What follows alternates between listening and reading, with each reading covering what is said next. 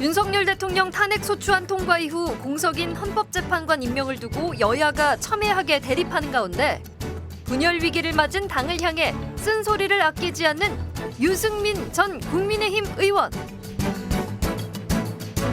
4선 국회의원, 새누리당 원내대표, 바른정당 대통령 후보 역임. 개혁 보수로 가기 위해서는 모든 것은 헌법재판소에 맡기고 당의 앞날에 집중해야 한다고 강조. 우리 낡은 보수, 시대착오적인 보수 버리고 개혁 보수로 가야 된다. 지금 우리 다음 국면으로 넘어가야 돼요. 지금은 헌법재판소 맡겨놓고 우리는 당이 어떻게 바뀔지 거기에 모든 초점을 집중을 해야 되는데 그걸 못하고 있는 그게 무슨 정치를 하는 건지 참 답답한 거죠. 유승민 전 의원이 생각하는 탄핵 정국 전망과 개혁 보수가 나아갈 길 집중 분석합니다. 12.3 계엄 사태 이후 전국 혼란 이어지고 있습니다. 주말에도 탄핵 촉구 집회와 반대 집회가 서울 도심에서 열렸는데요. 유승민 전 국민의힘 의원과 얘기 나눠보겠습니다. 유 전 의원님 안녕하십니까? 예, 안녕하십니까? 네, 국민의힘 비상대책위원장과 관련해서 유 전 의원께서는 탄핵 반대한 중진이 비대위원장이 되면 안 된다. 속된 말로 골로 간다고 지적했는데요. 예. 지금 그럼에도 불구하고 국민의힘 당내 중진 인사가 거론됩니다. 권성동 원내대표의 투톱 체제가 예상되는데 국민의힘의 현재 상황을 어떻게 보고 계세요? 저는 우리 국민의힘에게는 두 가지 길이 있다고 생각을 합니다. 네. 첫 번째는 지금 뭐 많은 의원님들이 그렇게 하고 있습니다만 제가 이 말씀은 꼭 우리 의원들, 당원들 또 보수 유권자들한테 드리고 싶은 게 한 가지 길은 우리가 비상계엄을 계속 옹호하고 내란이 아니라고 주장하고 네. 그리고 탄핵은 이미 뭐 소추안이 됐습니다마는 탄핵에 계속 반대하고 그리고 지금 버티고 있는 윤석열 대통령하고 끝까지 같이 가는 거. 이게 하나의 길인데 네. 또 하나의 길은 우리가 비상계엄은 그거는 위헌이다. 헌법 위반이다. 그다음에 이거는 내란이다. 네. 그리고 탄핵 소추안은 이미 지났으니까 탄핵에 대해서 찬성했던 반대했던 이제는 서로 입장을 이해하면서 우리는 새로운 보수의 길을 찾자. 네. 개혁 보수로 가자. 이렇게 하는 게 또 하나의 길입니다. 이 중요한 선택의 기로에서 저는 그 선택은 저는 자명하다고 생각합니다. 네. 이거는 우리 윤석열 대통령하고 그 큰 잘못에 대해서 분명히 선을 긋고 네. 나아가서 민주당에 그게 뭐 이재명 대표가 됐든 누가 됐든 민주당하고 앞으로 당당하게 네. 맞붙는 거 그 길로 가야지 우리가 제가 말씀드린 그 계속 윤석열 대통령을 감싸고 도는 길 네. 그 길로 가면 저는 보수는 그러면 정말 절망이다. 네. 망하는 길로 가는 거다라는 생각을 아주 강하게 하고 있습니다. 네. 당내 비대위원장 후보로 권영세, 나경원 의원이 거론되던데요. 비대위원장 연락 받으신 바 없으십니까? 전혀 뭐 받은 거 없습니다. 네. 예. 혹시 오면은 뭐 적극 참여할 그런 의향도 갖고 계신가요? 저는 제가 이야기했듯이 저는요 그동안 오랫동안 온갖 어려움을 다 겪으면서도 당이 진짜 바뀌어야 된다라고 하면서 제가 개혁 보수라는 이야기를 지금 진짜 많이 오랫동안 했지 않습니까? 저는 제가 당을 그 길로 쇄신하는데 제가 어떤 역할이라도 네. 저는 할 생각이 있습니다. 네. 그렇지만 지금 당의 당권을 잡은 사람들이 전부 다 지금 제가 아까 이야기했던 우리가 가지 말아야 할 길 그거를 고집하고 있지 않습니까? 네. 그런 상황에서 저 같은 사람한테 무슨 뭐 그런 제안이 오겠습니까? 네. 예. 12.3 비상계엄령 선포 당시 국민의힘 의원이 주고받았던 SNS 대화방이 공개됐습니다. 예, 봤습니다. 국회 뭐 본 회의장이냐 예. 당이냐 우왕좌왕하는 모습 그대로 드러났는데 예. 그 내용 보고 어떠셨습니까? 아니 12월 3일 날 비상계엄이 딱 터진 순간 대한민국 국회의원이면요. 국민의힘이든 민주당이든 진보든 보수든 가리지 않고 우리 헌법 그 77조 5항에 그런 위헌적인 비상계엄을 해제할 중지시킬 권한은 유일한 권한이 국회한테 있거든요. 그렇죠. 그 국회의원 각자한테 있는 겁니다. 그러면 그런 게 터졌으면 어느 국회의원이든 바로 국회 본회의장으로 달려갔어야죠. 네. 근데 어떤 제가 선택 결정을 하든지 간에요. 그럼요. 네. 그걸 뭐 반대하든 찬성을 하든 바로 달려갔어야죠. 그리고 제가 보니까 국민의힘 의원들이 18명밖에 못 들어가고 나머지 많은 분들이 당사에 있고 말이죠. 당사는 국민들께서 잘 모르시겠지만 국회에서 한참 떨어져 있습니다. 그럼요. 그리고 어떤 분들은 뭐 담을 타놓고 가기 싫어서 안 갔다느니 민주당 지지자들이 막아서 안 갔다느니 그거는 변명이 안 됩니다. 국회의원이라면 대한민국 국회의원이라면 그때는 무조건 무슨 수를 써서라도 본회의장에 갔어야 되고 사실 국회가 굉장히 넓어서 그거 경찰이 일일이 그 담까지는 못 지키거든요. 담 타놓고 가면 되는 겁니다. 민주당 의원들은 야권 많은 의원들은 사람들이 다 담 타놓고 들어갔잖아요. 갔잖아요. 네. 예. 헌법재판소가 탄핵심판 진행을 위해 윤석열 대통령에게 관련 서류를 보냈지만 수령을 거부하고 있습니다. 예.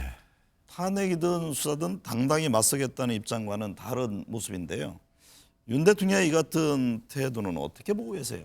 아니 그 대통령이 탄핵이든 수사든 당당히 맞선다. 나는 정치적인 법적인 책임을 다 하겠다. 네. 이렇게 말했지 않습니까? 근데 지금 이재명 대표가 마치 무슨 뭐 재판을 지연시키고 법관 기피 신청하고 법원을 바꿔달라 그러고 온갖 지연 작전을 쓰듯이 윤석열 대통령도 똑같이 이 지연 작전을 쓰는 거고 저는 결국 대통령이 자기가 진짜 잘했다고 그렇게 생각을 해서 지금 아직까지 그런 생각이 빠져 있지 않습니까? 그러면 아니 헌법재판소가 탄핵 심판 관련 서류를 보내면 그거를 안 받는다? 네. 저는 좀 너무 좀 실망스럽습니다. 네.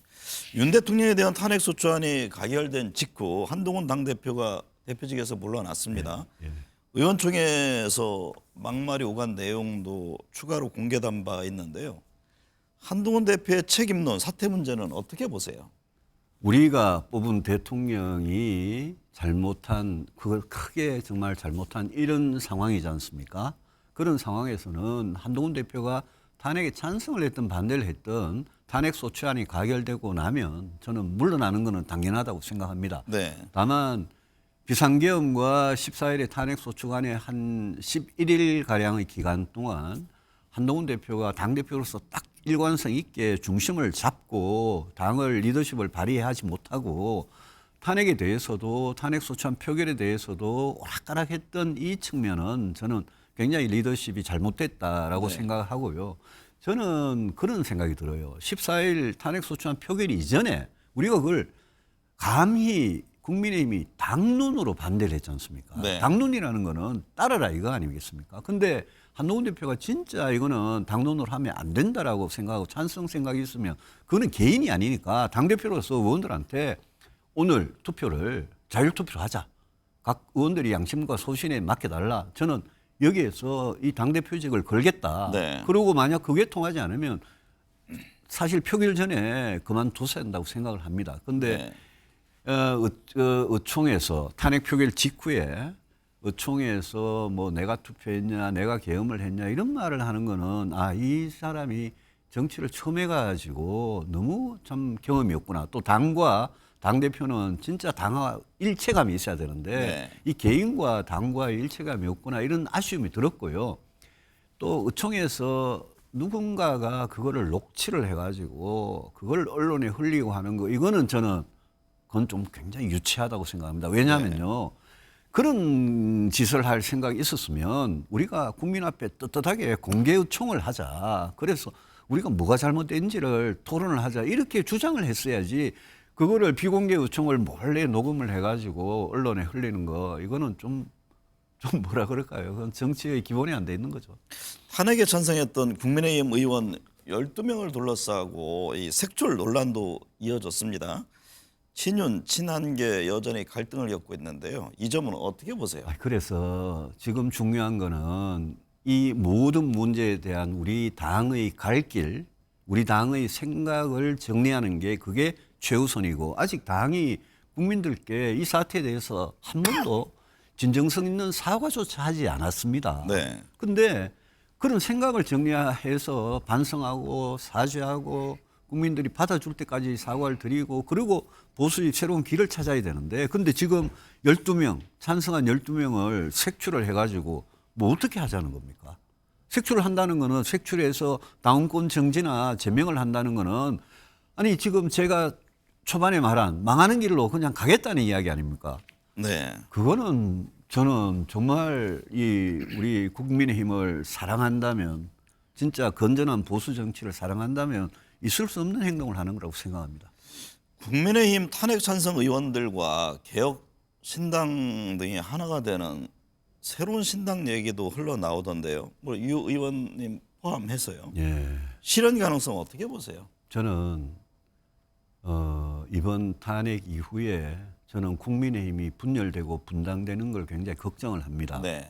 우리는 뭐 몇 날 밤을 새더라도 이 사태에 대해서 우리 올바른 길을 찾을 그런 의무와 그런 능력이 저는 되는 사람들이라고 최소한 생각을 하는데 지금 벌써 당의 분당이나 분열이나 신당 이야기가 나오는 거는 저는 정말 제 스스로는 그런 가능성에 대해서 말씀을 드리기 어렵습니다. 나중에 정말 뭐 이 정말 거대하게 우리가 빅텐트를 쳐가지고 개혁신당까지 다 통합하고 이런 거는 뭐 좋습니다만은 네. 지금 당의 어떤 분열이나 분당은 저는 안 해야 된다고 생각합니다. 네.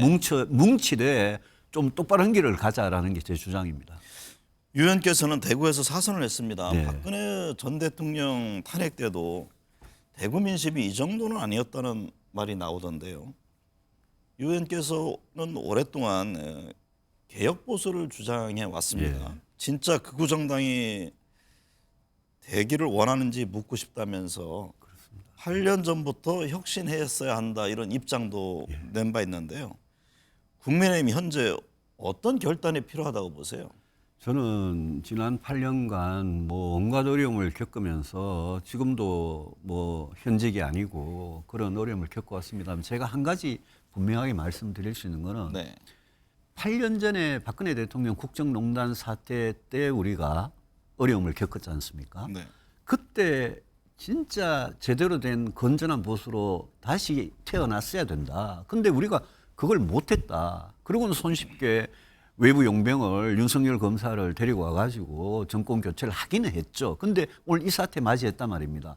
8년 전에 못했던 쇄신, 혁신, 변화 이런 거를 저는 이번에 꼭 하자는 입장입니다. 네. 그런 차원에서 좀 우리 당을 진짜 사랑하시는 분들 저의 이런 호소에 귀를 좀 기울여 주셨으면 좋겠고 우리나라에서요 뭐 무슨 극우다 네. 이렇게 할 만한 그런 국민들도 계시겠죠. 근데 그게 1%가 될까요? 5%가 될까요? 네. 근데 그분들의 요구, 그분들의 목소리에만 충실하게 따르는 그런 극우 정당으로 우리가 가버리면 그거는 진짜 대한민국을 위해서도 저는 우리가 절대 해서는 안 될 일이라고 생각을 합니다. 네. 그런 생각을 좀 우리 국민의힘에 대해서 조금이라도 애정이 남아 계시다면 우리 같이 좀 해봤으면 좋겠다 그런 생각입니다.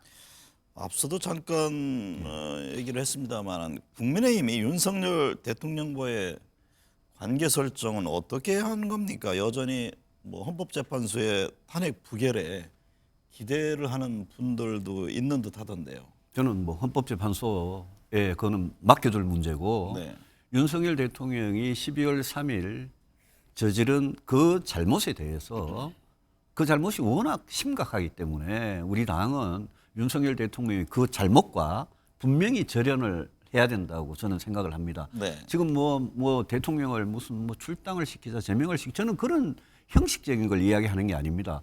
출당을 시켜본들 우리가 배출한 대통령이었지 않습니까? 네. 박근혜 대통령도 그때 홍준표 그때 당대표가 출당을 시켰거든요. 그렇지만 국민들 누가 박근혜 대통령이 국민의힘 출신이다, 보수 정당 출신이었다 다 알고 있지 않습니까? 지금은 그런 형식적인 게 중요한 게 아니라 실질적으로 우리가 이 윤 대통령의 잘못, 네. 이 계엄과 내란과 이런 데 대해서 우리가 어떻게 입장을 정하고 세기를 찾아 나가느냐 이걸 가지고 우리 안에서 공감대를 합의를 이루는 게 저는 제일 중요하다고 생각하고 그렇게 되면 자연히 저는 윤석열 대통령과는 선이 확실하게 그어질 거다 네. 이렇게 봅니다. 국민의힘이 윤석열 대통령 탄핵에 적극 함께해야 된다 이런 입장이신가요?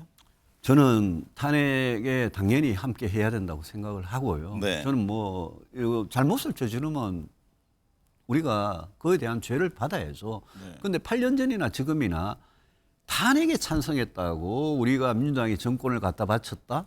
탄핵에 찬성했다고 우리가 망했다? 이렇게 생각하시면 안 되는 거죠. 네. 탄핵은 잘못을 저질렀기 때문에 가는 거고요. 그 이후에 우리가 혁신과 변화를 못했기 때문에 우리가 오늘 보수가 이 모양이 된 거다. 네. 저는 그렇게 강조하기 때문에 제가 늘 제발 이제는 보수였던 재건, 보수였던 혁신 이걸 위해서 뜻을 좀 모으자 이렇게 호소를 드리는 겁니다.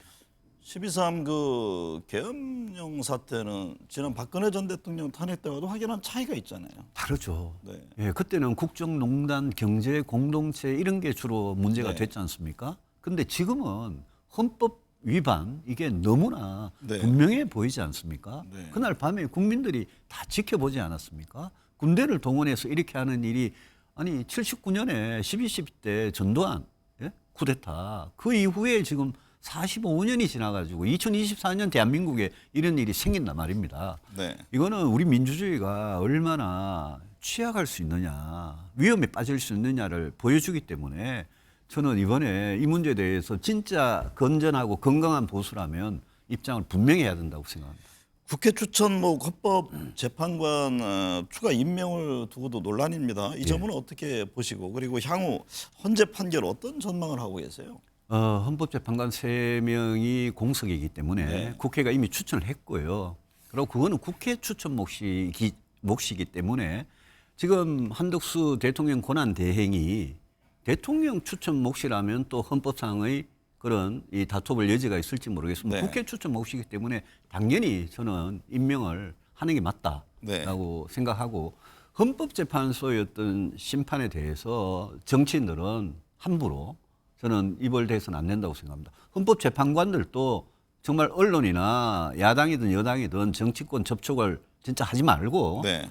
자기들 양심과 소신에 따라 공정하게 투명하게 이걸 해주시고 저는 개인적으로는 저는 당연히 저는 탄핵될 거라고 생각합니다만 그거는 네. 저는 뭐 더 이상 이야기는 하지 않겠습니다. 지금 민주당에서 지금 헌법재판소에 만약 이상하게 자꾸 개입을 하고 정치적 압력을 행사한다면 그것도 나중에 국민들 입장에서는 공정성 시비가 붙을 수 있습니다. 민주당도 저는 제발 신중하고 조심하라. 정권 다 잡은 것 같이 뭐 행동하지 마라. 오늘 또 한덕수 권한대행에 대해서 그랬잖아요. 네. 24일까지 아니 1월 1일이 그 내란 특검하고 김건희 특검 그 공포 시한인데 네. 24일까지 빨리 이거 받아들이지 않으면 한덕수 권한대행한테 책임을 묻겠다, 탄핵을 하겠다 이러고 있거든요. 민주당이 저는 정권 다 잡은 것 같이 오만하게 저러는 거 네. 국민들 결코 좋게 보시지 않을 거라고 생각을 합니다. 네. 헌법과 법률대로 해라. 국회가 어떻게 헌법재판소나 법원이나 정부를 다 지배할 수는 없는 거다. 네. 그렇게 경고를 하고 싶습니다. 한덕수 대통령 권한 대행 양국법 등 6개 법안에 대해서 거부권을 행사했습니다. 말씀하신 대로 지금 야권 반발 거세인데 이제 김건희 특검법과 내란 특검법 등에 대한 이 거부권 행사가 주목되잖아요. 그 점은 어떻게 보세요? 말씀하셨듯이 민주당에서는 24일까지 이 부분에 대한 입장을 내라 그렇게 지금 요구하고 있는데요. 양국관리법 같은 정책에 관한 거는요. 네. 저는 한덕수 권한대행이 거부권 행사한 건 저는 당연하다고 생각합니다. 왜냐하면 그 민주당이 자기들 집권했을 때도 안 했던 것들이거든요. 국가 재정 시장 원리에 대해서 엄청난 영향과 나쁜 영향을 주는 법안이기 때문에 저는 권한대행이 거부권 행사할 수 있다고 생각합니다. 김건희 특검법은 저는 오랫동안 이 계엄 이전에도 제발 윤석열 대통령이 김건희 특검법 받아가지고 국정을 좀 제대로 해주길 원했고요. 네. 내란 특검법은 저는 원칙적으로 동의합니다. 결국 그렇게 갈 수밖에 없을 거라고 생각합니다. 다만 내란 특검법 그런 걸 가지고 지금 민주당이 마치 한덕수 권한 대행을 겁박하듯이 무슨 거래를 하듯이 이거를 빨리 우리가 시키는 대로 하면 당신을 살려주겠다. 네. 예? 아니면 당신을 탄핵하겠다. 이런 식으로 민주당이 나오는 거는 그거는 국민들한테 굉장히 나쁜 그런 평가를 받을 거다. 네. 그렇게 봅니다. 5년 단임 제왕적 대통령제에 대한 문제를 지적한 바 있습니다. 예. 개헌론도 나오고 있는데요. 탄핵 정국에서 뭐 이게 실적으로 가능할지 의문입니다만 개헌 문제에 대해서는 어떤 견해십니까? 개헌 문제, 헌법 개정 문제에 대해서는 오랫동안 저는 4년 중임제로 개헌하자. 네.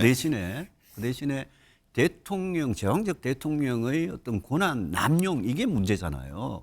그러니까 4년 중임으로 개헌을 해서 국정의 5년 단임제의 폐해를 시정을 하되 대통령이 권한이 너무 세가지고 대통령이 국정을 망치고 저는 폭정이라는 말을 쓰는데 폭정으로 가지 못하도록 감시하고 견제하는 장치는 우리 헌법 안에 많이 도입하자.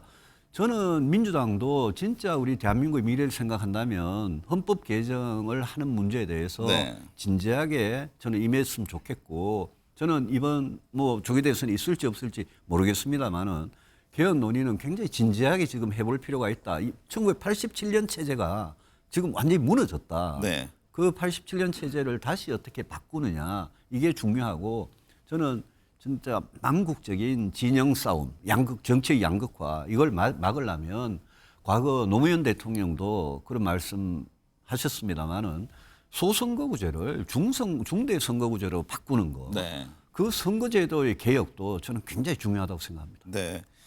향후 대선 일정과 구도는 어떻게 보고 계십니까?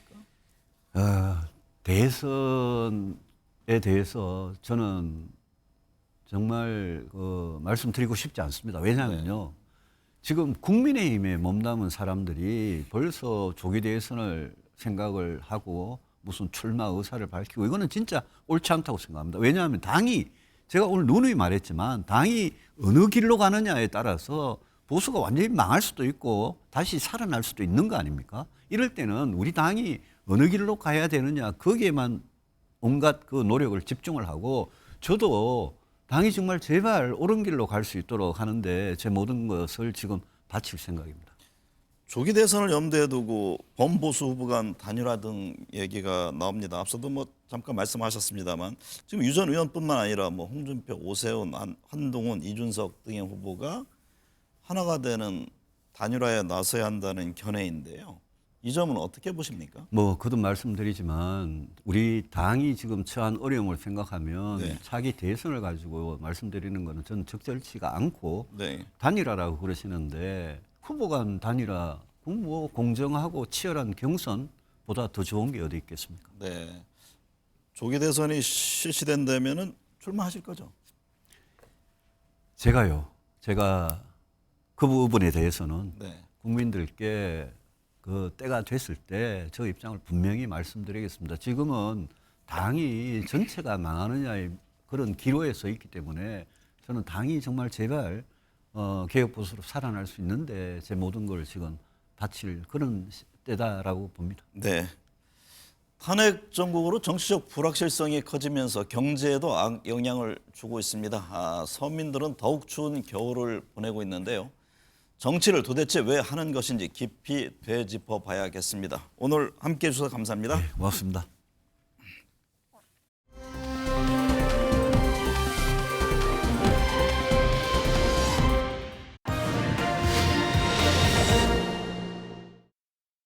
네, 정치권 현안 짚어보겠습니다. 김재원 국민의힘 전 최고위원, 정우김 전 새누리당 의원, 박진영 민주연구원 부원장, 김성환 시사평론가 나오셨습니다. 네 분 어서 오십시오. 안녕하세요. 김재현 전 최고위원님, 12.3 비상계엄 사태를 수사 중인 공조수사본부가 윤 대통령에게 2차 출석 요구서를 보냈습니다. 성탄절인 25일 과천에 있는 고위공직자 범죄수사처로 나오라는 내용인데요. 지금 윤 대통령에게 적용된 혐의가 내란 우두머리와 직권남용 권리행사 방해입니다.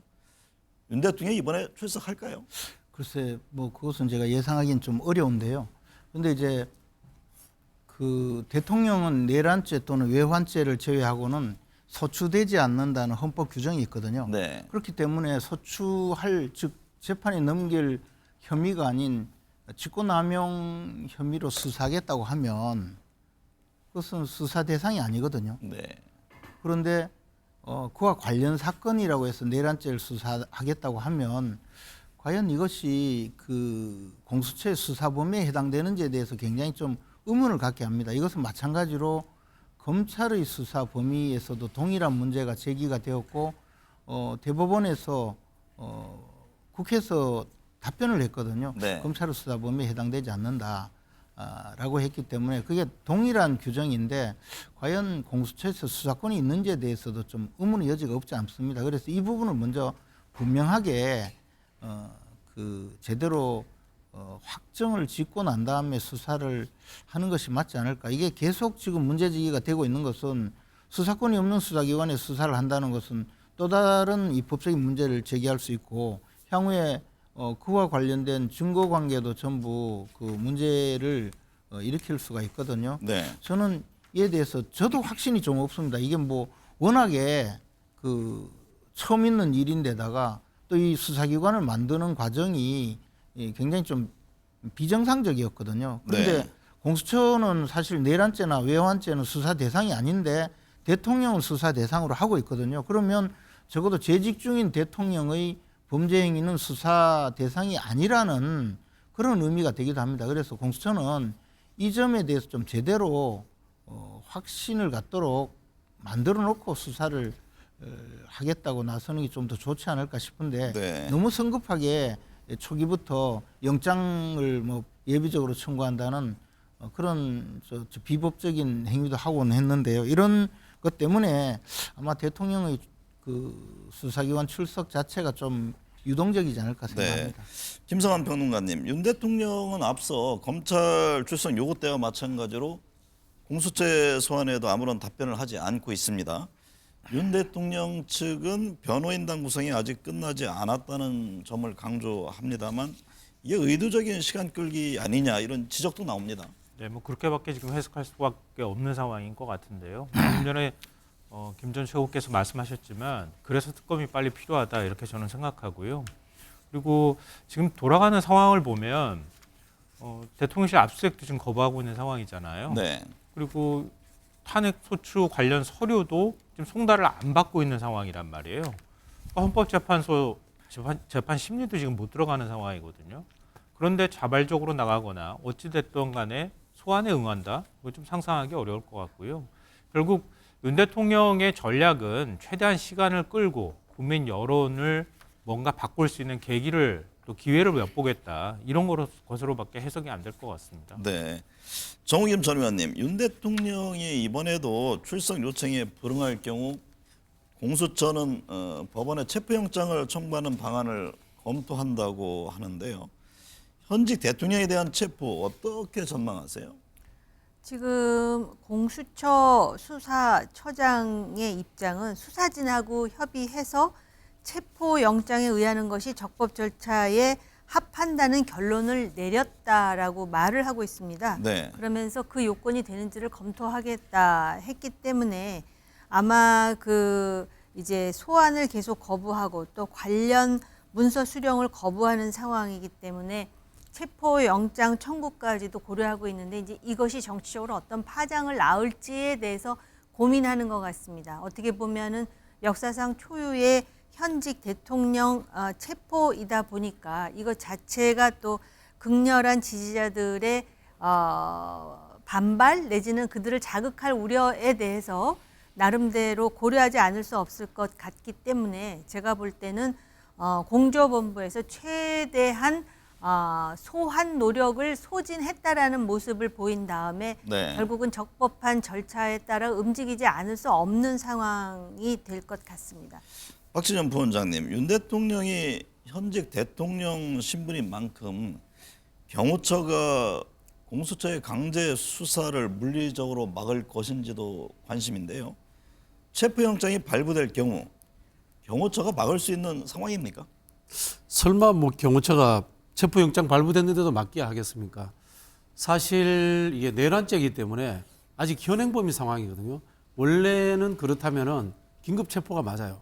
근데 앞서 여러분들도 말씀하신 것처럼 현직 대통령이기 때문에 애매한 상황이다. 그렇게 해서 이제 긴급 체포는 면하고 있는 상황인 것 같은데요.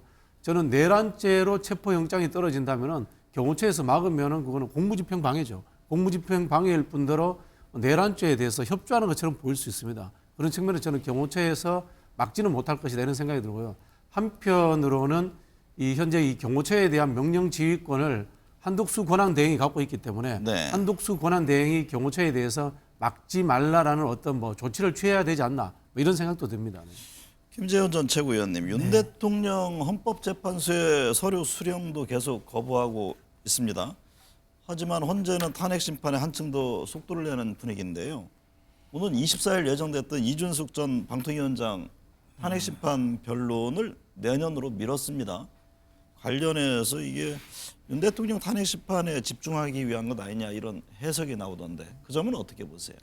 헌재에서는 당연히 지금 이 사건 처리, 즉 윤석열 대통령의 탄핵 심판 사건을 처리하는 것이 가장 급선무이고 이것이 나머지 탄핵 심판 사건 전체보다도 더 중요한 일이고 또 국가적인 혼란을 극복할 수 있는 그 가장 중요한 그 사안이라고 봅니다. 그래서 헌재는 뭐 당연히 저렇게 할 수 있다고 보는데요. 문제는 그렇게 한다고 하더라도 과연 진행이 어느 정도 어떻게 될지는 또 별개의 문제죠. 이게 헌법재판소법에 따라서 형사소송 절차에 의하도록 하고 있거든요. 그런 네. 형사소송 절차는 증거 확정을 굉장히 엄격하게 증거 조사를 해야 하고 그를 통해서 증인 신문이라든가 또는 서증 조사 절차가 굉장히 까다롭게 진행이 되어 있습니다. 거기다가 지금 변론 준비 기일조차 아직 제대로 열리지 않고 있는데 이것은 또 대통령 입장에서는 그 변론 준비를 하기 위한 변호사 즉 변호인 선임조차 제대로 끝나지 않았다 이런 요구를 할 경우에는 변론 준비 기일을 계속 몇 번씩이라도 요구할 수가 있습니다. 네. 그래서 통상적으로도 한 2번 정도 변론 준비 기일을 진행을 하고 있고 이 사안보다 사안이 훨씬 약하다고 볼 수 있는 이재명 대표의 경우에도 변론 준비 기일을 뭐 한 2달씩 이렇게 이어온 적이 있고 거기 가서 또 변호인 선임이 되어 있지 않다고 해서 변론 준비 기일을 연장한 적도 있고 네. 또 더 나가서 불출석함으로써 변론 준비 기일을 또 미룬 적이 있거든요. 그래서 지금 우리가 이제 소송 그 서류를 며칠 동안 받지 않았다 또는 이 사건 진행을 좀 미루고 있다 이런 것을 비판적으로 보고는 있지만 그 소송 절차 자체가 좀 그렇게 네. 되어 있습니다. 그래서 네. 그 부분까지는 아마 헌재에서 이준숙 방통위원장의 이 탄핵 심판 절차를 미룬다고 하더라도 곧바로 윤석열 대통령의 탄핵 심판 절차가 곧바로 진행이 되기는 지금 당장 좀 어려운 것 아닌가 하는 생각이 듭니다. 김성환 평론가님, 그런데 대통령실과 관저모도 지금 헌법재판소 보낸 탄핵 심판 관련 서류를 계속 반송하고 있는 상황에 대해서 헌재가 마냥 기다리지만은 않을 듯하거든요. 내일 입장을 낸다고 하던데 서류를 발송한 것 자체로 송달이 완료된 것으로 간주할지 여부에 대한 겁니다. 어떻게 전망하세요? 네, 저는 그렇게 할 거라고 생각합니다. 네. 더 이상 늦추기도 어려울 것 같고요. 그리고 우리가 상식적으로 생각해봐도 말이 안 되는 거죠. 왜냐하면 일반적으로 송달을 못 받는다고 하면 그 주소지에 부재한 경우에 해당이 될 가능성이 있거든요. 근데 이번 건 같은 경우에는 대통령이 뻔히 관저에 있는 거 아닙니까? 어딜 갑니까? 대통령실 아니면은 관저에 있는 사람 아닙니까? 그런데 송달을 못 받는다고 하는 게 상식적으로 이해가 안 되는 거잖아요. 의도적으로 송달을 기피하고 있다고 하는 게 맞는 거거든요. 그러니까 일반적인 법적 상식적인 관점에서 바라보더라도 이걸 계속 하염없이 시간을 끌고 송달을 안 받은 것으로 간주하기는 어려울 거다 이렇게 생각하고요. 또 하나는 헌법재판소가 지금 이런 국정 마비 사태나 국정의 혼란 상황을 그대로 방치하는 것 자체가 임무를 방기하는 겁니다. 네. 국민들께서 다 아시다시피 경제가 지금 불안정하잖아요. 그리고 외교 문제도 굉장히 심각하고요. 이런 상황에서 다른 것도 아니고 일반 형사 사건과 관련돼 있는 문제들도 아니고 내란 외환 혐의를 받고 있는 겁니다. 이런 상황에서 헌법재판소가 절차는 물론 지켜야 되겠지만 하염없이 시간 끌기를 하고 있는 것에 대해서 방치한다면 헌법재판소의 역할을 방기하는 것은 다름이 없다. 그리고 박근혜 전 대통령 때하고 제가 비교를 해봐도 그런데요. 그때도 역시 마찬가지로 이렇게 시간 끌었어요. 똑같이 시간 끌고 6개월까지 갈 거다 이렇게 얘기를 했지만 석 달이면 끝났거든요. 네. 그러니까 이번 건 같은 경우에는 그때하고 달리 그때는 뭐 사적인 사람이 곁에서 국정을 농단했다고 하는 의혹이 중심이었지만 이번에는 전 국민이 생방송으로 지켜보는 가운데 내란을 일으켰다고 하는 혐의를 받고 있는 겁니다. 그리고 대다수의 헌법학자 법률가들이 지금 위헌 위법이다 이렇게 얘기를 하고 있는 상황이기 때문에 헌법재판소가 이걸 시간을 끌어가면서 절차를 다 지키겠다고 하염없이 시간을 보내지는 않을 것이다. 저는 빠른 시간 안에 헌법재판소의 결정이 나올 것이다 이렇게 생각합니다. 정우김 의원님, 비상계엄 이틀 전에 그리고 당일까지 노상원 전 국군정보사령관 자신의 집 앞 롯데리아에서 2차례 회동한 걸로 전해졌습니다. 2차 회동에는 수도권 탱크부대 지휘관도 참석했다고 하는데 이게 어떤 의미입니까? 일단 우리가 직접 확인한 거는 대통령에 의해서 계엄이 선포된 것, 그다음에 무장한 군인이 국회 경내에 진입한 것입니다. 그리고 이제 향후 치밀한 수사를 통해서 체포조가 실질적으로 어떻게 존재 여부와 함께 어떻게 구체화했느냐라는 것하고 그다음에 국회의 의결을 저지하려는 시도의 구체적인 내용은 무엇이었는지를 이제 확인해야 되는데요. 이 과정에서 뭐 계엄 사령관, 특전사, 수방사, 방첩사, 정보사 사령관뿐만 아니라 전 사령관까지도 이제 구속이 되어 있는 상태인데 이 전 사령관의 역할이 무엇인지에 대해서 굉장히 많은 사람들이 의구심을 가지고 있습니다. 그런데 네. 특히 이 사람이 오히려 주도적인 역할을 한 게 아닌가라는 의혹이 제기가 되는데 그것은 아직까지도 비상계엄을 구체적으로 어떻게 기획을 했으며 포고령을 누가 어떻게 작성했는지에 대해서 아직까지 확실하게 사실 확인이 되지 않기 때문에 더 그러는 것 같습니다. 그런데 네. 여기에 기갑 여단장이 그 롯데리아 회동에 이제 등장하게 되면은 사람들이 무엇을 상상하게 되냐면은 12.12 사태도 상상하게 되고 또 군부 정권 때 아주 가장 강렬한 그 군부의 주체가 그 소위 탱크로 뭔가 민간인들의 저항을 진입하려는 그러한 일련의 장면을 상상하지 않을 수가 없거든요. 네. 그렇기 때문에 이 내용과 관련해서는 사실 여부에 대해서 수사를 통해서 분명하게 확인되어야 하는 것이고 지금 구체적으로 무슨 얘기가 나왔는지에 대해서 상상은 할 수 있지만 사실 여부 확인이 우선이다라고 생각합니다. 네. 박진영 부원장님, 실무적으로 비상계엄을 누가 기획했고 포고령을 누가 작성했는지 아직 구체적으로 드러나지 않고 있는데요. 핵심 인물로 김용현 전 국방부 장관 또 뭐 친분이 두터운 노상원 전 정보사령관이 주목받고 있습니다. 그런데 이 성추행으로 불명예 전역을 했고 점집을 운영하고 있었는데 어떻게 이런 사람이 비상계엄의 핵심 인물이 될 수 있을까? 이 부분에 대한 궁금증이 있잖아요. 노상원 씨가 이 비상계엄이 합법적이지 않다. 원래부터 군사 쿠데타였다라는 증거일 수 있습니다. 네. 합법적인 비상계엄을 하려면요. 합동참모본부의 계엄과에서 하게 되어 있습니다. 그런데 이게 민간인이 했습니다. 민간인이 군사계엄을 기획했다. 이거야말로 애초부터 이 계엄은 기획된 비법률적인 위헌적인 행위다라고 구체적으로 생각을 했던 겁니다. 네. 저는 그런 증거가 된다고 보고요.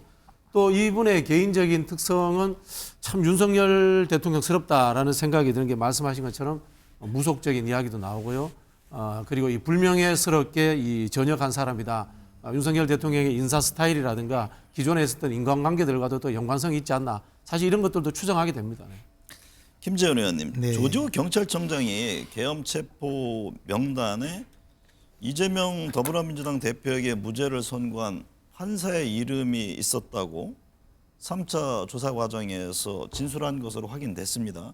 김등현 부장판사인데요. 이 점은 어떻게 보아야 합니까? 이게 만약에 그 이재명 대표를 무죄 판결을 했다는 이유로 판사를 실제 체포하려고 했다고 하면 이거 명백히 불법 행위입니다. 그리고 그것은 계엄 포고령 위반이라는 그 구체적 행위도 없는데 처음부터 체포를 하려고 했다면 이것은 법적 근거가 없는 것이죠. 네. 그런데 이제 조사 과정에서 흘러나온 이야기 또는 그동안에 국회에서 그 진술한 내용 또는 취재 과정에서 나온 이야기 보면 초기 단계에서는 이게 향후에 계엄 포고령을 시행하고 합동수사본부를 구성해서 조사를 할 때 그때 수사를 받을 수 있는 사람의 대상으로 해서 이러이러한 사람은 명단을 주면서 위치 확인을 해라라고 했다면 네. 그 명단이라면 뭐 그까지는 아직까지 위법 행위라고 보기는 좀 어려울 것 같은데요. 그러나 체포 명단이라고 해서 어떤 시기가 지나면 곧바로 체포를 해라 하고 체포 담당자까지 지정을 해서 체포에 나섰다면 그 자체로서 저는 불법 행위라고 생각합니다. 네. 김성환 평론가님, 수사와는 별개로 탄핵 관련 공은 이제 헌법재판소로 넘어갔는데요. 헌법재판관 선임을 두고서도 또 여야 의견이 엇갈리고 있잖아요. 민주당은 새 후보에 대한 인사청문회를 내일과 모레 이틀간 실시해서 신속히 임명한다는 방침입니다. 한 권한대행이 임명할까요? 저는 임명 안 할 수가 없을 것이라고 생각합니다. 네. 왜냐하면 내란 혐의를 받고 있는 대통령에 대한 탄핵 문제를 우리가 얘기를 하고 있는 거잖아요. 헌법재판소가 그게 위헌 위법인지를 판단하는 겁니다. 근데 그런 전례가 없는 상황에서 헌법재판관들이 6명인 상황에서 심리를 하고 결정을 한다? 일종의 불안전성을 얘기하는 거거든요. 그러니까 그것 자체가 논란이 될 소지가 있다 이렇게 볼 가능성이 높다고 보고요. 헌재도 그런 의견을 저는 밝힐 거라고 봅니다. 네. 그러니까 최소한 9명의 재판관들이 있는 가운데 여기에서 내란 혐의를 받고 있는 대통령을 파면시킬 것인지 말 건지를 결정해야 나중에 가서도 그 결정에 대해서 다수의 국민들이 동의하는 과정이 있을 것이다 이렇게 네. 생각하고요. 그러니까 그걸 한덕수 국무총리가 부인하기 어렵다는 거고요. 또 하나는 헌법재판관을 권한대행이 임명한 전례가 없는 게 아닙니다. 그러니까 박근혜 전 대통령 탄핵 당시에 그때도 헌법재판관을 한 명을 임명한 적이 있거든요. 네. 물론 탄핵 결정이 난 이후에 이정미 재판관 대신에 그 재판관의 임기가 3월 13일 날 끝났거든요. 그러니까 탄핵 결정 사흘 뒤에 있었는데 그 전에 이미 이선의 재판관을 물론 대법원장 몫이긴 하지만 이선의 재판관을 임명한 전례가 있습니다. 그러니까 전례가 없는 것도 아니고요. 만약에 대통령의 권한대행이 적극적으로 행사한다고 하면 논란이 될 소지가 있겠지만 예컨대 대통령 몫의 헌법재판관을 권한대행이 임명한다고 하면 그건 적극적인 권한 행사에 해당이 되기 때문에 논란이 될 소지가 있거든요. 그런데 이번의 경우에는 국회 추천 몫 3명을 임명하는 겁니다. 그럼 국회에서 추천하면 대통령이 그걸 거부권을 행사한다는 걸 상상하기 어렵거든요. 네. 각각의 몫이 3명씩 있는 것이기 때문에. 그렇기 때문에 국회에서 인사청문회를 거치고 국회 동의 절차만 거친다면 권한대행이 임명하지 않을 방법이 없다. 자, 임명하는 것이 맞다 이렇게 생각합니다. 정우겸 전 의원님, 민주당이 한덕수 권한대행의 거부권 행사에 대해 그거에 반발하면서 선제적 탄핵도 가능하다고 압박했습니다. 양국법 등 6개 법안에 대해 거부권을 행사했는데요. 핵심은 이제 내란죄 또 김건희 여사 특검법인데 24일까지 공포하지 않으면 책임을 묻겠다. 탄핵 소추를 의미하겠죠? 지금 그런 의미로 압박을 하는 것 같은데요. 과연 이런 식의 민주당의 행태가 민주당에 도움이 될지는 제가 잘 모르겠습니다.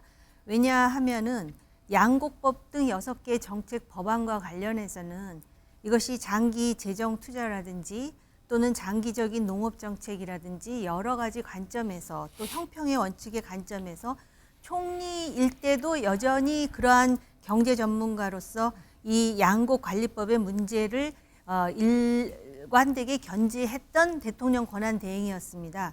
그런데 나머지 이제 그 내란 특검과 관련해 가지고는 그리고 여사 특검과 관련해 가지고는 고민하겠다. 법정 기일까지. 그리고 민심을 잘 살펴보겠다. 이러한 입장을 지금 견지하고 있는 것으로 알고 있습니다. 그렇기 때문에 야당으로서 법정 데드라인까지 기다리는 게 맞는데 제가 알기로는 법정 기일은 올해 말까지인 것으로 알고 있습니다. 근데 24일을 정해 가지고 이때까지 안 하면은 탄핵하겠다. 그러면은 사실은 지금 그 민주당이 그동안의 탄핵 남발, 특검 남발로 상당히 그 비판을 받다가 그거보다 더한 대통령의 비상계엄 선포로 모든 게 다 묻혀져 있었던 건 사실이지만 정말로 국가의 경제와 민생을 생각하고 이러한 탄핵의 과정에서도 좀 더 정치적으로 안정적인 거를 원한다면은 다수당으로서의 책임 있는 면모를 보이는 것이 맞지 않는가. 지금 만약에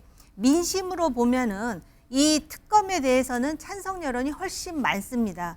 그런데 이제 국민의힘에서는 어떤 부분을 또 제기를 하냐면은 결국은 특검을 누가 추천하느냐, 야당이 추천하는 것에 대해서 문제 제기를 하는데 여사 특검과 관련해서 그게 문제였으면 진작에 좀 사전에 협의를 하는 게 옳지 않았는가라는 그런 아쉬움도 있고요. 네. 어찌됐든 간에 지금 대통령 권한 대행으로서 또 탄핵 소추를 추진하는 것은 제가 볼 때 정치적으로 민주당에게도 상당히 부담이 있는 일이고 이런 시국에 가장 중요한 거는 결국은 전례 그리고 법리 아닐까 이런 생각이 듭니다. 정파적인 이해관계로 하면 이 문제를 풀 수가 없습니다. 박진영 본자님은 어떤 시각인지 궁금한데요. 지금 한덕수 대통령 권한대행의 권한을 놓고 여야 지금 서로 달리 해석하면서 대립하고 있잖아요.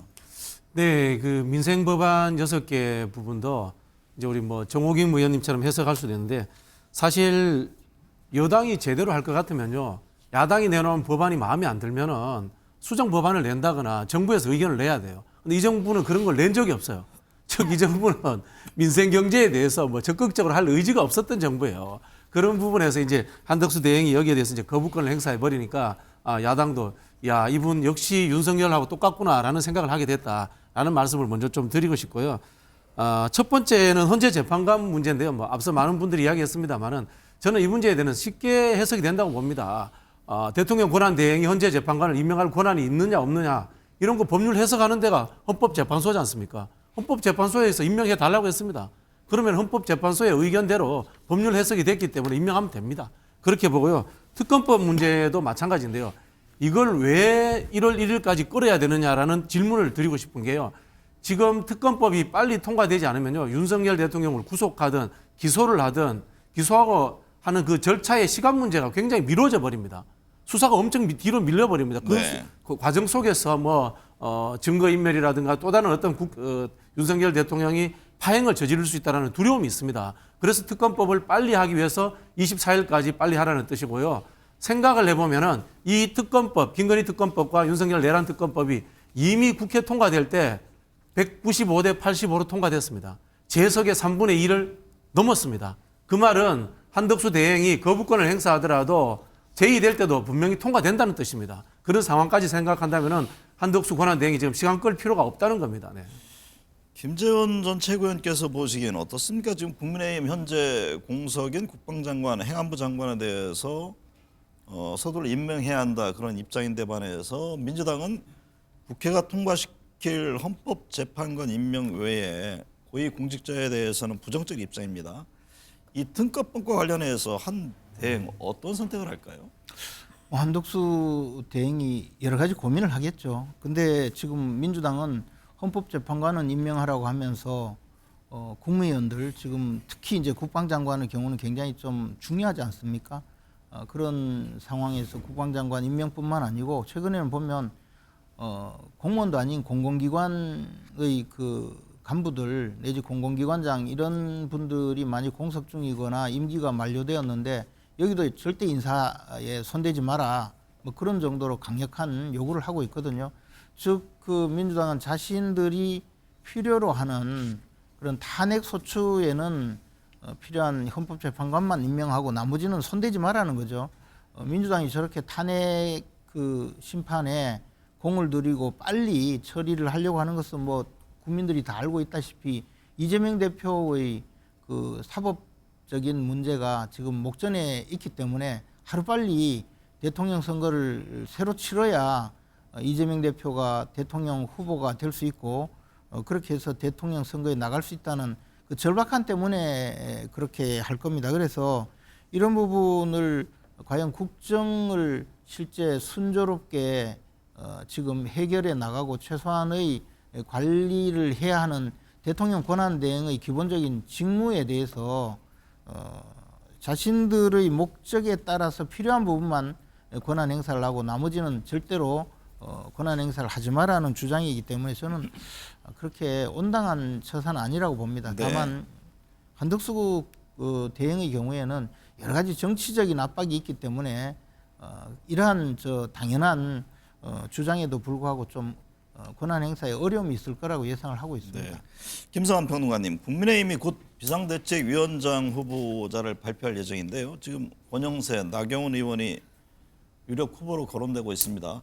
그런데 이게 친윤 탄핵 반대 이미지로 굳어질까 하는 뭐 당내 우려의 목소리도 나온다고 하는데 국민의힘 선택 어떻게 전망합니까? 오히려 두 분한테 여쭤보는 게 더 좋은 방법이 아니었을까 이런 생각은 드는데요. 좀 떨어져 있는 입장에서 보자면 국민의힘은 어떤 선택을 해도 저는 최악의 선택이 될 거다 이렇게 생각하는데요. 일단은 국민의힘이 투톱 체제를 만들겠다고 한 부분이 의미심장하다고 생각합니다. 왜냐하면 권성동 원내대표가 비대위원장을 지명함으로써 비대위원장한테 일종의 당 대표 권한을 주는 거란 말이에요. 네. 그게 이제 비대위 체제인 건데. 근데 권성동 원내대표가 그대로 원내대표에 있음에도 불구하고 비대위원장을 또 친윤 중진에서 그 한 명을 더 임명할 것처럼 얘기하고 있단 말이에요. 이것 자체가 대선 때 비대위원장이 사실 당권을 쥐고 대선을 치러야 되는 상황하고 무관치 않다고 보고요. 결국 당권 경쟁을 하고 있는 거다. 지금 조선일보도 지적을 했지만 탄핵의 강을 피하려다 계엄의 바다로 좀 빠지고 있는 상황이다 이렇게 보고요. 네. 그래서 사실 최근 나경원 의원의 행보가 좀 주목이 되는데 뭐 선관위 부정선거가 있는 것처럼 뭐 이런 식의 뉘앙스로 얘기를 한다거나 굉장히 전투력 있는 모습을 보여주는 게 굉장히 당권을 잡고 싶은 욕심이 있는 것 같다 이런 생각을 하게 됩니다. 네. 그런데 당 입장에서 보자면 너무 친윤 색채가 강하게 될 경우에 지금 그러지 않아도 국민의힘이 국민 여론하고 고립되고 있는 상황이잖아요. 그런 면에서는 나경원 의원보다는 권영세 의원 쪽에 조금 더 힘이 실릴 가능성도 여전히 있는 것 같습니다. 네. 저는 권영세 의원 쪽에 조금 더 무게를 싣고 싶습니다. 정우겸 전 의원님, 국민의힘 2년 8개월 동안 대표와 권한대행까지 합하면 수장이 11명이나 바뀌었는데요. 그때마다 이제 윤심이 거론됐습니다. 지금 역시 민심보다는 윤심. 더구나 지금 내란죄 혐의까지 받고 있는 12.3 계엄 사태의 엄중함과는 이게 동떨어진 것 아니냐 이런 지적인데 후폭풍이 있지 않을까요? 뭐 이미 후폭풍이 시작됐다라고 봐도 과언이 아닐 것 같고요. 민심보다는 윤심이라고 하셨는데 과연 지금 윤심 때문에 그러는 건지 아니면은 반한심, 그러니까는 한동훈 대표를 축출하고 나서 뭔가 기득권을 확보하겠다라는 그런 어떤 이해가 작동하는지 지금 그거는 지켜봐야 될 것 같고요. 네. 국민의힘이 지난 3년 동안 수장이 11명이나 바뀌는 데는 윤석열 대통령이 상당히 중요한 변수였던 것 같습니다. 그동안 양당 체제에서 완전히 진영 논리로 바뀌면서 보수가 무엇이냐, 진보가 무엇이냐에 대한 이념에 대한 고민은 하나도 없고 그냥 내 보수 중심으로 해서 뭉쳐가지고 각자 자기들의 보수를 지키고 방탄하는데 상당히 양극화되어 있다가 대통령이 비상계엄이라는 큰 사고를 쳤다라고 저는 개인적으로 판단하고 있고요. 이러한 상황에서 가뜩이나 지금 불리한 입장에 있는 국민의힘이 이런 식으로 나름대로 기득권을 가지고 있는 정치인들 중심으로 해서 현상 유지를 하고자 한다면은 양극화의 한쪽 축이 그냥 괴멸되는 수순밖에는 다른 시나리오를 제가 상상하기가 어렵습니다. 네, 박진영 부원장님, 권성동 원내대표 계엄 사태에 대해서 반성보다는 탄핵 국면에서 이를 정당화하려는 모습만 보이고 있다 이런 지적도 나오던데요. 이게 강성 지지층 이탈을 막기 위한 행보라는 시각인데 맞습니까? 그렇게 봐야죠. 지금 권성동 대표 이야기하시는 거 보면은 비상식적이에요. 탄핵 찬성한 의원들이 헌재에서 탄핵 기각되면은 처벌해야 된다. 이런 이야기까지 하셨거든요. 반대로 생각해 보면은 탄핵 반대했던 의원들은 헌재에서 탄핵이 인용되면 그분들도 처벌해야 됩니까? 완전 비상식적인 이야기를 하고 계시거든요. 탄핵에 대해서 왜 저렇게 목을 매는지 모르겠고요. 좀 상식의 수준으로 돌아와서 저는 이번에 비상계엄이 불법이었다는 것은 대부분의 국민들이 다 그렇게 생각하고 있지 않습니까? 이걸 사과하고 반성하고 윤석열 대통령과 저는 절연하는 것이 국민의힘이 다시 살아날 수 있는 길이 아닌가 이런 생각하는데요. 한편으로 보면요. 박근혜 대통령 탄핵 때 상황을 잘못 이해하고 있는 것 같아요. 제가 외부자로서 봤을 때 그 당시에 출마했던 국민의힘 계열의 후보들 홍준표, 지금 안철수 의원도 그 당에 계십니다. 안철수, 유승민 의원 세 분의 지지율을 그 당시에 합치면 50한 2, 3% 가까이 됩니다. 그때 후보 분열돼서 문제가 됐던 거거든요. 결국은 탄핵의 찬반 문제를 내부에서 정리를 못한 거예요. 지금도 이대로 가면은 국민의힘 내에서 탄핵의 찬반 문제를 정리를 못합니다. 그리고 탄핵 반대가 다수파면은 탄핵에 반대했던 분들 중에서 누군가가 대선 후보가 될 가능성이 많아요. 그런데 네. 우리 국민 여론은 거의 7대3, 거의 8대2입니다. 그럼 탄핵과 찬반 프레임으로 몰려버리면은 대선을 해보나 마나 하는 게임으로 갖고 가요. 왜 이렇게 저는 상황 판단을 오판하시는지 이해가 잘 안 됩니다. 이 점에서 김재원 전 최고위원께 여쭤봐야겠습니다. 얼마 전까지 최고위원 하셔서 당내 상황 누구보다 잘 알 텐데 이게 박근혜 전 대통령 탄핵 당시와도 좀 기류가 다르잖아요. 지금 이렇게 전개되는 거 보면은 어떻게 봐야 합니까? 우리 당이 어쨌든 보수 진영의 중심 정치 세력이고 또 보수 정당의 본류인데요. 그런데 보수 정당인 우리 당에서 배출한 대통령께서 지금 탄핵 소추가 되어서 이제 탄핵 심판을 앞두고 있고 또 직전에 박근혜 전 대통령도 탄핵 소추가 되어서 그때는 탄핵이 인용되어서 직을 잃었거든요. 그리고 그 앞에 전임자인 이명박 전 대통령은 또 재임 후에 형사적으로 구속되어서 결국은 전직 대통령의 예우가 지금 박탈되어 있는 이런 상황으로서 어떻게 보면 보수 진영의 정치적인 정당성이 거의 무너지는 단계에 있습니다. 그런데 네. 이런 상황에서 내부적으로는 앞에서 말씀하신 여러 가지 논리가 있지만 지금은 사실 보수 진영 전체를 추스리기도 좀 급급한 그런 상황에 있는 것이 사실이거든요.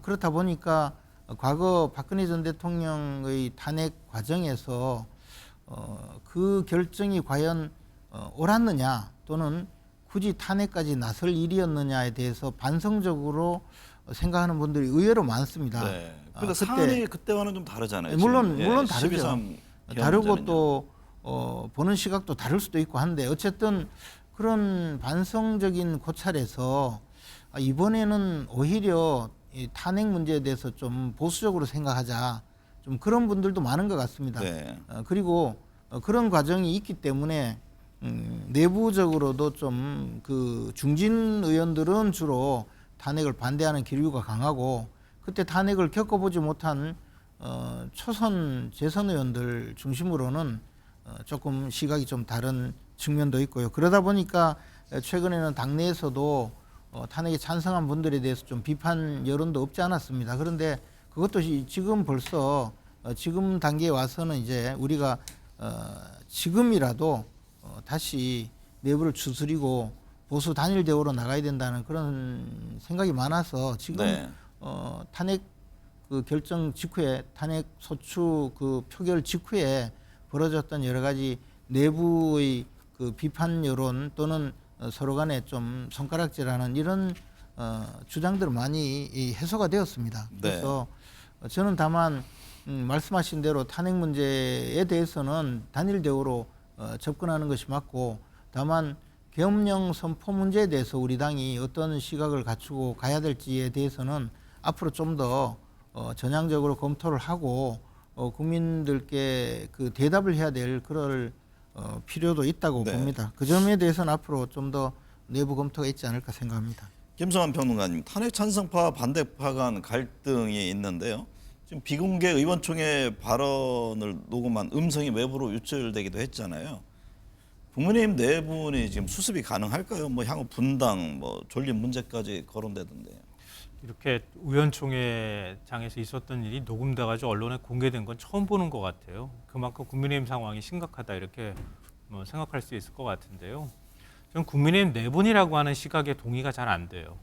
그러니까 그거는 뭐 해석하기에 좀 다른 측면이 있겠지만 국민의힘이 지난 이른바 박근혜 탄핵 국면에서 내분이 일어났기 때문에 5년도 안 된 시기에 5년 만에 정권을 다시 갖고 오지 않았습니까? 국민의힘이 내부 혁신을 하거나 여러 가지 갈등 속에서도 뭔가 새롭게 지향하는 점을 찾았기 때문에 그 짧은 시간 안에 다시 정권을 되찾아온 거예요. 네. 보수가 괴멸했습니까? 언제 영남에서 국민의힘이 의석을 더 빼앗겼습니까? 그것도 아니잖아요. 근데 왜 분열을 더 걱정합니까? 오히려 그 과정을 통해서 국민의힘이 혁신하고 있다는 걸 보여줬고 이른바 이준석이라고 하는 또 하나의 젊은 층을 대변하는 세력들과 손을 잡아서 보수대연합을 만들어서 지금 국민의힘이 집권할 수 있었던 거 아닙니까? 근데 지금 국민의힘의 모습은 어떤가요? 저는 오히려 반대파를 고사시키는 거라고 보거든요. 오히려 순결성, 영남의 순결성, 그리고 이념적으로 더 극화되어 있는 국민의힘을 만들어야 우리는 살 수 있다고 하는 이런 이상한 교훈과 착시를 갖고 있는 건 아닌가. 네. 좀 그렇게 생각하고요. 한동훈 대표를 대선 후보로 만들지 않고 결국은 고사시킴으로써 우리가 뭔가를 할 수 있다고 생각하는 건 전 착각에 가깝다고 생각하고요. 지금 국민의힘의 모습은 오히려 그런 방향으로 훨씬 더 힘이 강하게 작동하고 있다. 이렇게 가면 그동안에 총선을 2차례 거치면서 국민의힘 의석이 점점 쪼그라들었잖아요. 그러니까 오히려 백석을 지키지도 못하는 정당으로 전 추락할 가능성이 있다 이렇게 생각합니다. 박지정 부원장님, 민주당은 윤 대통령 화면 구속을 목표로 비상행동에 나설 방침인데요. 지금 대정부 질문을 포함해서 상임위원회 비상의원총회를 수시로 가동하겠다고 밝혔습니다. 그 안에는 현재 12.3 계엄 사태가 끝나지 않고 진행 중이라는 그런 위기감 이게 작용하고 있는 겁니까? 그렇죠. 윤석열 씨의 이제 행동 자체가 본인이 초반에는 이제 반성 사과하는 것처럼 이야기를 했지 않습니까? 그리고 이제 한동훈 대표와 한덕수 그 당시 총리에게 어떤 권한을 넘기겠다라고 했는데 바로 뒤돌아서서 나는 잘못한 게 없다. 그런 이야기를 계속하고 있단 말입니다. 그리고 지금도 메시지를 내놓는 게 선관위 관련해서 선거 부정 그리고 그것과 연결된 이 아스팔트 극우들을 준동시키려고 하는 어떤 선동적 언사 네. 이런 것들 때문에 내란은 계속되고 있다라는 그런 판단을 하고 있는 것 같고요. 또 한편으로는 특검과 헌법재판소 이 재판 그리고 이 형사적 이 처벌 과정들이 빨리 속도가 안 나오고 있습니다. 네. 그런 부분에서 굉장히 답답하기 때문에 국민들에게 국회의원들이라도 나서서 그 실상을 최대한 알려야 되겠다라는 그런 생각 때문에 아마 상임위를 최대한 가동하자 그런 쪽으로 입장을 바꾼 것 같습니다. 김재원 전 최고위원님, 이릅니다만 향후 대선 일정과 구도는 어떻게 보세요? 민주당은 지금 이재명 대표가 유력한 가운데 김동연, 김부겸, 김경수 전 지사 등 비명계 움직임을 주목하고 있고요.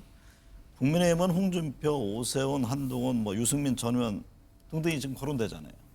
일단 민주당의 경우는 제가 민주당의 몇몇 지인들에게 여쭤보면 이재명 대표 이외에는 감히 만약에 조기 대선이 실시된다고 하면 이재명 대표 외에는 소위 명함을 내밀 만한 분도 없을 거다 그런 판단을 하고 있습니다. 거의 절대적인 지금 지배력을 갖고 있죠. 국민의힘의 경우에는 사실 여러 가지로 문제가 좀 있습니다. 최근에 보면 여론조사 지지율도 그다지 높지 않고요. 또 앞에서도 말씀드렸다시피 우리가 배출한 대통령이 2분 탄핵되고 또 그 앞에 대통령은 재임 후에 구속된 이 상황에서 분명히 보수 진영의 그 기반이 무너진 상태에 있습니다. 그러나 그렇다고 하더라도 우리나라의 보수 진영의 기반 또 보수 정치 세력을 위한 여러 가지 이 방향은 굉장히 우수하고 좋은 지금 상황이 있습니다.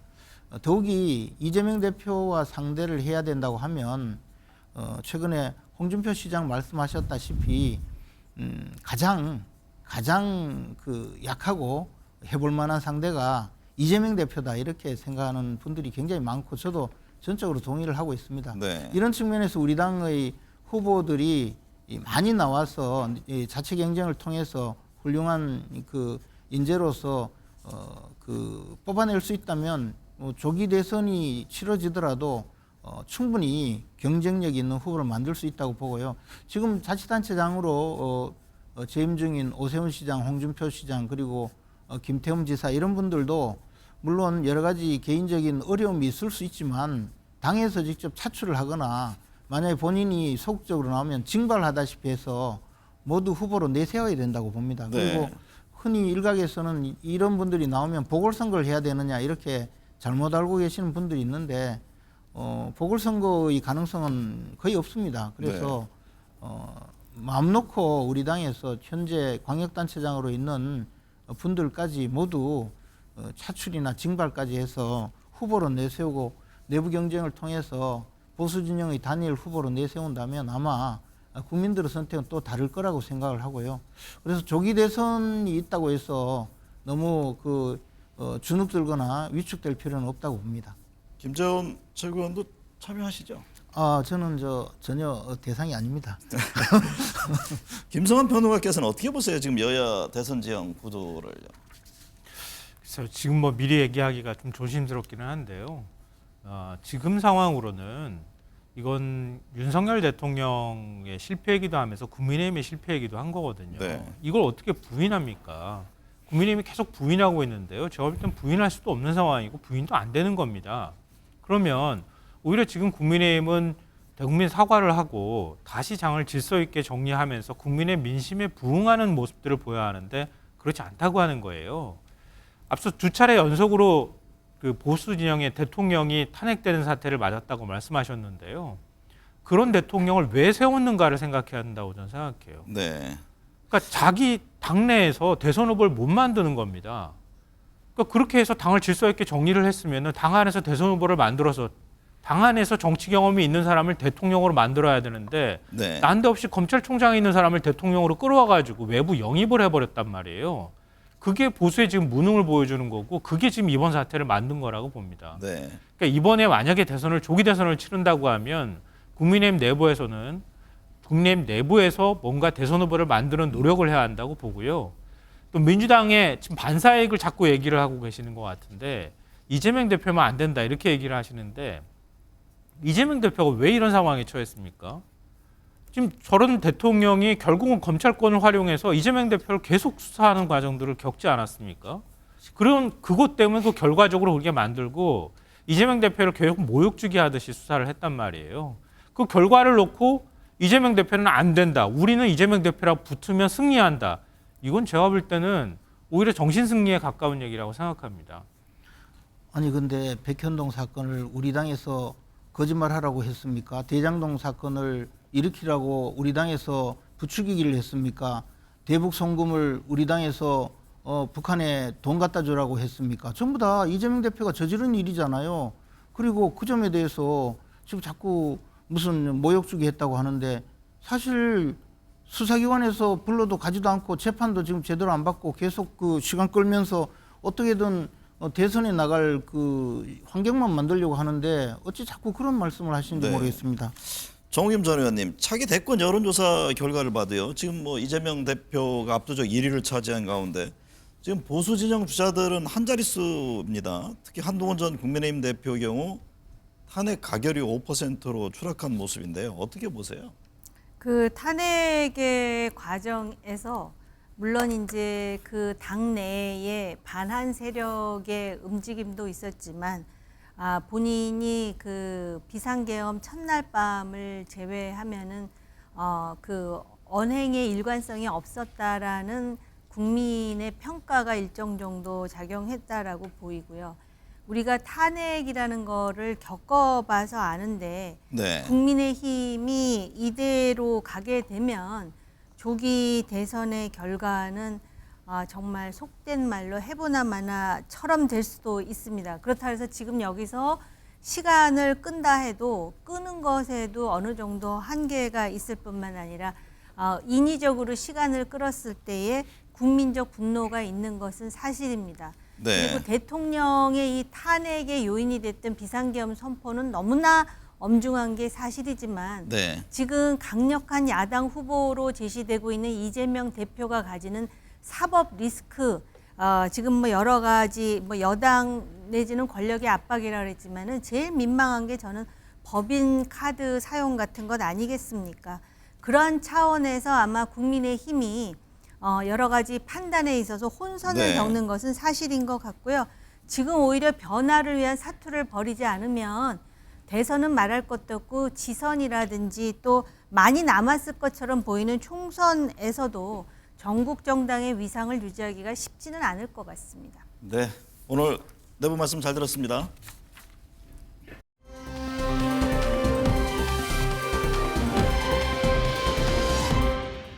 (12.3) 비상계엄 사태 이후 외국인이 우리 증시에서 순 매도한 금액이 약 4조 원에 이릅니다.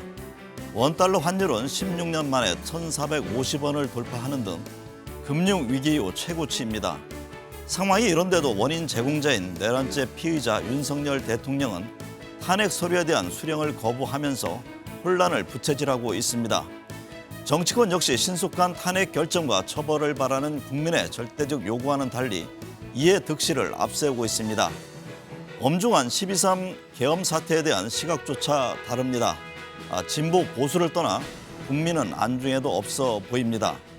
12.3 사태 이후 벌어지는 작금의 모습들은 장강의 뒷물결이 앞물결을 밀어내는 정치 대변형, 인물 교체를 예고합니다.